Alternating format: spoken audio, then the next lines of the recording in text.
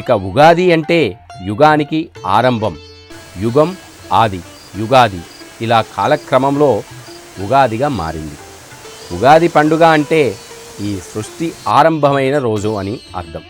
అందుకే ఈ పండుగను మనందరం కూడా ఎంతో ఘనంగా జరుపుకుంటూ ఉంటాం. ఇక ఉగాది పండుగ ప్రకృతితో కూడా ముడిపడి ఉంటుంది. ఇది వసంత ఋతువు ఆగమనాన్ని మనకు తెలియజేస్తూ ఉంటుంది.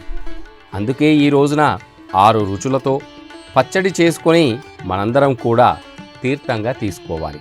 ఇలా తీసుకోవడం వల్ల ఆరోగ్యానికి కూడా ఎంతో మేలు చేస్తుంది. వాతావరణం మార్పు సమయంలో వచ్చే వ్యాధుల నుంచి కూడా ఇది కాపాడుతుందని మన పురాణాలు మనకు తెలియజేస్తూ ఉన్నాయి. మనందరం కూడా మార్చి 19వ తేదీన పరాభవనామ సంవత్సరాన్ని ఎంతో భక్తి శ్రద్ధలతో జరుపుకొని ఈ సంవత్సరం అంతా కూడా సుఖ సంతోషాలతో, ఆయురారోగ్యాలతో, అష్టైశ్వర్యాలతో కలకాలం సంతోషంగా ఉండాలని ప్రార్థించుకుందాం.